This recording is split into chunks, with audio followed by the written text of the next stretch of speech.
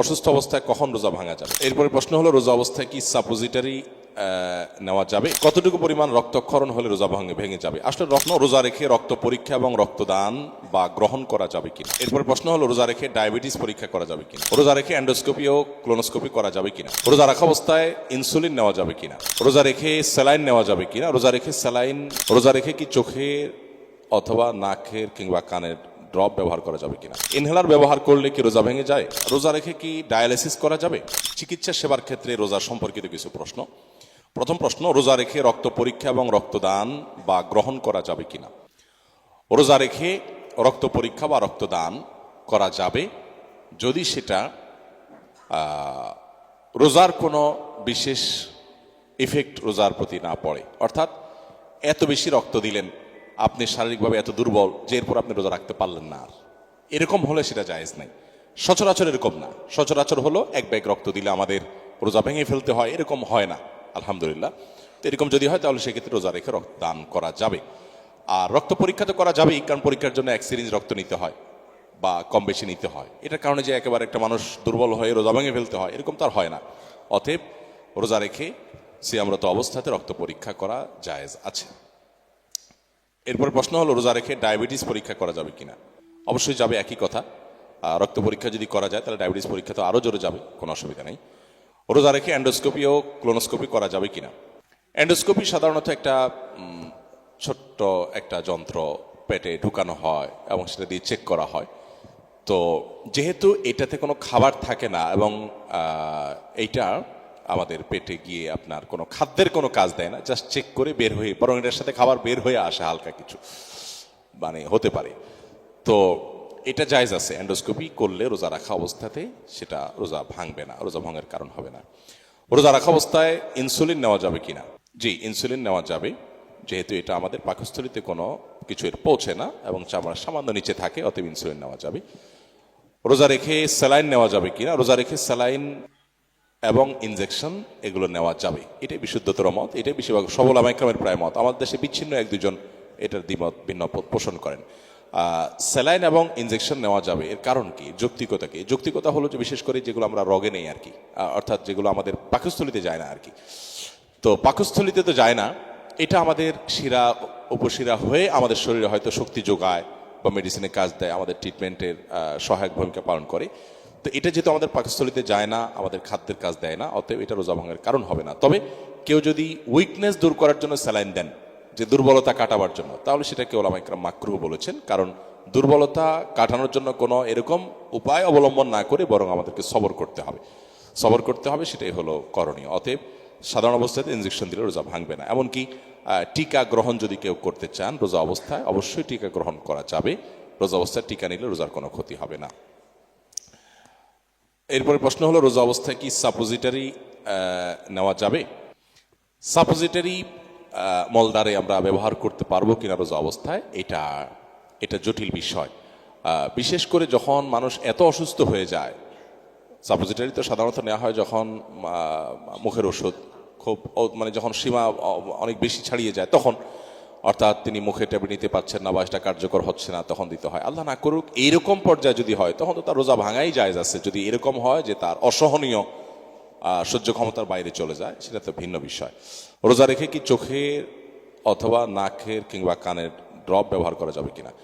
চোখ, নাক এবং কান, তিন ধরনের ড্রপের মধ্যে একটা তো যাবেই না, যেমন নাকের ড্রপ যদি আমরা দেই সেটা আমাদের কণ্ঠনালী হয়ে ভেতরে যাবে, সে সম্ভাবনা খুবই জোরালো, এবং সেই জন্য নাকের ড্রপ রোজা রাখা অবস্থা দেওয়া যাবে না। আর চোখের ড্রপ যেটা আছে, এই চোখের ড্রপ সচরাচর সেটা আমাদের গলায় যায় না, অতএব এটা দেওয়া যেতে পারে। কিন্তু দেওয়ার পর যদি গলায় এটার স্বাদ অনুভব করি, আমরা গিয়েছে যদি অনুভব করি, তাহলে সেক্ষেত্রে এটা থুতুর সাথে ফেলে দিলে হবে। আর সতর্কতার জন্য যদি ইফতারের পরে করা যেতে পারে সেটা আরো ভালো। তবে মৌলিকভাবে এটার কারণে যে রোজা ভেঙে যায় এক কথায় সেরকম না। আর কানের ড্রপ ব্যবহার করা যেতে পারে, এর কারণে রোজা ভাঙবে না ইনশাআল্লাহ। ইনহেলার ব্যবহার করলে কি রোজা ভেঙে যায়, এটা নিয়ে মতপার্থক্য আছে। এটা নিয়ে ওলামায়ে আহনাফের, আমাদের দেশে ওলামায়ে কেরাম, এটা তো সাম্প্রতিক ইস্যু বলা যেতে পারে, আধুনিক মাসালাগুলোর একটি। এ বিষয়ে যে সমস্ত ওলামায়ে কেরামের ফতোয়া এবং জবাব আমার জানা আছে, সেটা হলো যে এটাকে রোজা ভঙ্গের কারণ হিসেবে উল্লেখ করেন ওলামা ইকরাম এবং নাজায়েজ বলেন। তবে সৌদি আরবের অনেক ওলামা ইকরাম এটাকে জায়েজ বলেন। যুক্তি কি দেন, উভয় পক্ষের যুক্তি তর্ক দলিলগুলো আমি জানার চেষ্টা করেছি। একেবারে সংক্ষেপে যদি বলি, সৌদি আরবের ওলামা ইকরামের মধ্যে যারা জায়েজ বলেন তাদের যুক্তি হলো যে এইটা যেই পরিমাণ মেডিসিন থাকে সেটার পরিমাণ এত কম থাকে যে এটা আসলে আমরা ওই কুলি করলে যেরকম ধুধুর সাথে একটু পানি যায় ওই টাইপের, এবং এটা শ্বাস নালীটাকে প্রশস্ত করবার জন্য এটা আসলে পাকস্থলী পর্যন্ত যে পৌঁছে সেটা সেরকমও বলা কঠিন।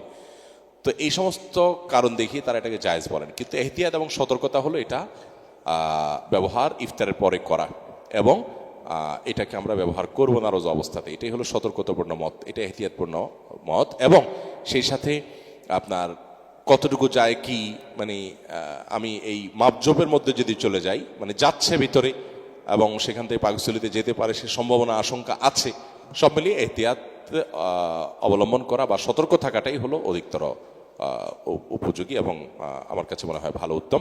তবে যদি কারোর এরকম পরিস্থিতি হয়, আল্লাহ না করুন শ্বাসকষ্ট, তিনি মরণাপন্ন অবস্থা, তাহলে তো তার জন্য ওই অবস্থা রোজা ভাঙাই জায়েজ আছে।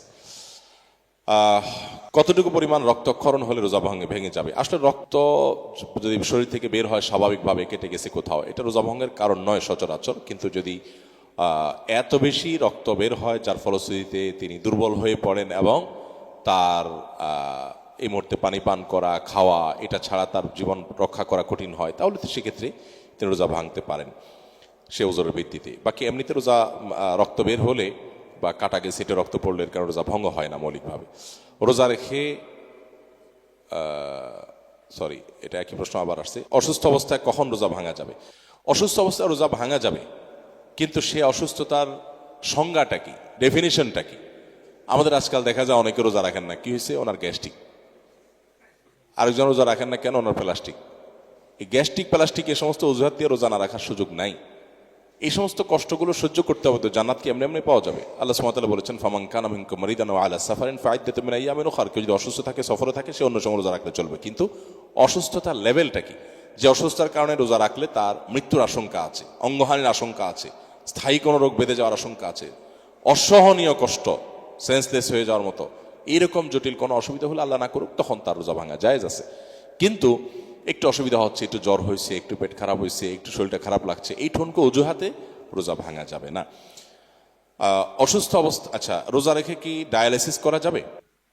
কিডনি রোগীরা রোজা রাখা অবস্থায় ডায়ালিসিস করতে পারেন।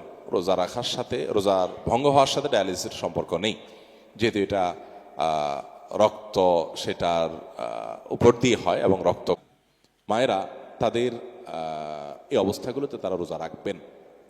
যদি তাদের রোজা রাখলে নিজের কিংবা সন্তানের জীবন হুমকির মধ্যে পড়তে পারে, তাহলে অবশ্যই তারা জীবন রক্ষার প্রয়োজনে রোজা রাখবেন না এবং পরবর্তীতে রোজাগুলো রেখে দিবেন। কিন্তু গর্ভবতী মায়েরা অনেকে আছেন যে একটু কষ্ট হলে তারা মনে করেন না, আমি ওটা রোজা রাখতে পারবো না। দেখুন, আমাদেরকে সহনশীল হতে হবে। ইসলাম চায় একজন মুসলমান সহনশীল হবেন, একজন মুসলমান কষ্ট সহিষ্ণু হবেন, একজন মুসলমান ধৈর্যশীল হবেন।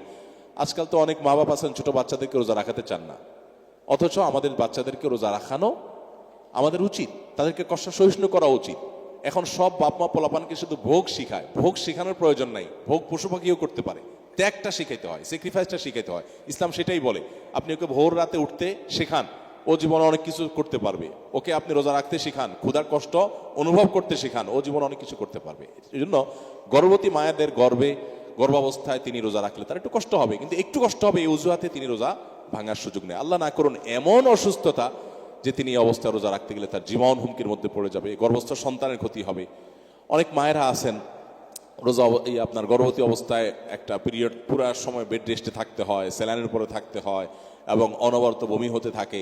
তাদের কথা ভিন্ন বিষয়, যে তাদের এই পর্যায়ে যদি চলে যায় যে রোজা রাখলে তাদের ভয়ঙ্কর ক্ষতি হবে কিংবা সন্তানের জীবনের হুমকি আছে, তারা রোজা না রেখে পরবর্তীতে রোজাগুলো রেখে দিলে হবে। কিন্তু সাধারণত আপনার গর্ভবতী হলেই এই সুযোগ পাওয়া যাবে না।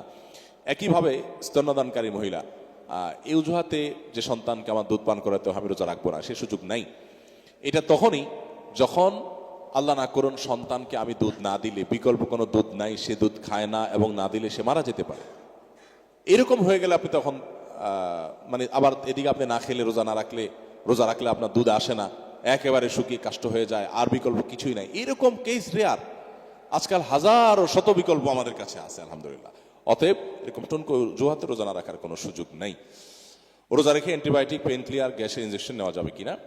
ইনজেকশন সম্পর্কে আমরা বলেছি, ইনজেকশন রোজা রেখে নেওয়া যাবে, যেহেতু এটা আমাদের পাকস্থলিতে যায় না, এবং বিশেষ করে মেডিসিন হিসাবে আমরা যেগুলো ব্যবহার করছি, যে অ্যান্টিবায়োটিক বলেন, পেন ক্লিয়ার বলেন, পেন ক্লিয়ার যদি আপনি ট্যাবলেট খান তাহলে তো এটা আপনার পেটে যাচ্ছে, পাকস্থলিতে যাচ্ছে, এটা ভিন্ন বিষয়। কিন্তু ইনজেকশন যদি নেন আপনি, তাহলে সেক্ষেত্রে এই ইনজেকশনের কারণে নর্মালি রোজা ভাঙবে না। আমরা বলেছি ইনসুলিন নেওয়া যাবে তো। জি, ডেন্টালের চিকিৎসা, এটা ফরাজি ডেন্টাল আছে যেহেতু ওনাদের, মুশকিল এটা তো করা কঠিন, কারণ ডেন্টাল ট্রিটমেন্টে তো অবশ্যই আপনার মুখের ভিতরে যে পানি পাইপের মাধ্যমে দেওয়া হয়, এটা তো গলা ভিতরে যাবেই, এবং এটা তো আসলে ঠেকাবার কোনো উপায় নেই। যদি এমনি normal check up take up হয় যে ঠিক আছে চেক আপ টেক আপ করতে পারলেন, তো এখন মুশকিল হলো এই মাসআলাগুলো বললে আপনাদেরই সমস্যা, দিনের বেলা রোগীদেরও সমস্যা, আসতে পারবে না। এই জন্য মিডিল ইস্টে রমজান মাসে যে কালচারটা হয়, সাধারণত এই ধরনের প্রতিষ্ঠানগুলো রাতে খোলা থাকে 10টা 11টা 12টা পর্যন্ত, দিনের বেলা মানুষ রেস্ট করে ঘুমায় আর কি। তো আমাদের তো সেই কালচার আসলে বেড়ে ওঠে নাই। কিন্তু রোজা রেখে আসলে দাঁতের চেক আপ হতে পারে, যেটাতে কোনো ভেতরে কিছু যাবে না, কিন্তু যখন আপনি ট্রিটমেন্ট করবেন ফিলিং বা রুট ক্যানেল, তখন তো আপনাকে পানি ইউজ করতে হবে। এই পানিগুলো আপনি বেচারা শুয়ে থাকবে, অবশ্যই ভিতরে যাবে, মানে এটা তো সে নিয়ন্ত্রণ করতে পারবে না। যদি এমন হতো যে ট্রিটমেন্ট করছেন আর তিনি থুতুর সাথে পানিটা ফেলে দিচ্ছেন, কোনো কিছু ভিতরে যাচ্ছেন, এটা যদি নিশ্চিত করা যেত তাহলে অবশ্যই জায়েজ, সেটা না জায়েজ হওয়ার কোনো কারণ থাকতে পারে না। জাযাকুমুল্লাহ খাইর। আমার হাতে আরো কিছু প্রশ্ন আছে, কিন্তু আমার হাতে সময় একেবারে শেষ। আমি আপনাদের সময় অনেক বেশি নিয়ে ফেলেছি, আমাকে মাফ করবেন। আমি আবারও ধন্যবাদ জানাচ্ছি ফরাজি হাসপাতাল কর্তৃপক্ষকে আমাকে এই চমৎকার প্রোগ্রামে উপস্থিত হওয়ার সুযোগ করে দেওয়ার জন্য।